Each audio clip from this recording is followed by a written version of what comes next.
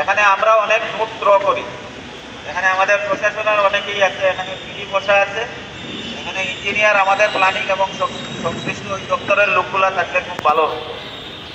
Note দেওয়ার পরে, requisition দেওয়ার পরে আমাদের ইঞ্জিনিয়ারিং সেকশন বলেন আর প্ল্যানিং সেকশন বলেন আর অ্যাকাউন্ট সেকশন বলেন, এখানে মাসের পর মাস ফাইল পড়ে থাকে। আমি প্রশাসনের লোকদের বলছি, যেখানে অ্যাকাউন্টসের ডিরেক্টর স্যার যাওয়ার পরে অনেকগুলা সংস্কার নিয়ে আসছে এবং আমরা আশা করি যে এই যে লাল ফিতার যে দৌরাত্ম এবং হয়রানির যে একটা সংস্কৃতি, এটা থেকে আমরা বেরিয়ে আসবো।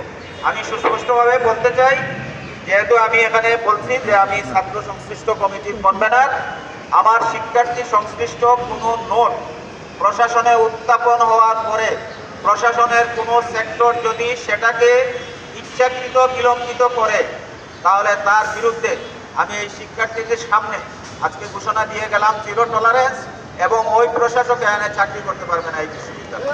আমি ঘোষণা দিয়ে গেলাম, এখানে ডিএ উপস্থিত আছে, এখানে পিডি উপস্থিত আছে, এবং এই মেসেজটা আজকের এই মিটিংয়ের সূত্র ধরে আপনারা প্রত্যেকটা দপ্তরে পৌঁছিয়ে দিবেন, বিশেষ করে আমাদের ইঞ্জিনিয়ারিং সেকশন, আমাদের প্ল্যানিং সেকশন এবং যেগুলোর সাথে আমাদের ছাত্রদের সংশ্লিষ্টতা আছে। এই ধরনের শৈথিল্যতা ইতিমধ্যে আমি কয়েকটি বিষয় উত্থাপন করেছি, আমি কিন্তু এখনো প্রতিকার পাইনি। আমরা কিন্তু এইটা লিঙ্কারিং করতে চাই।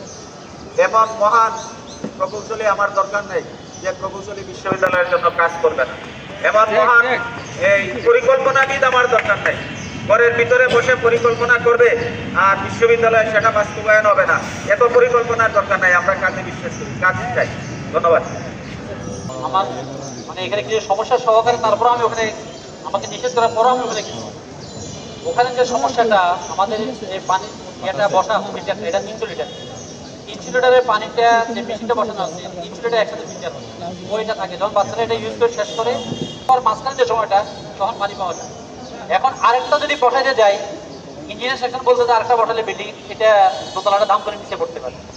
এই কারণে এখন এটা তাহলে বিকল্প ব্যবস্থা কি, এটা নিয়ে এখন কথাবার্তা হচ্ছে। বিল্ডিং ভেঙে গেলে আসলে তুমি হাসতেছো,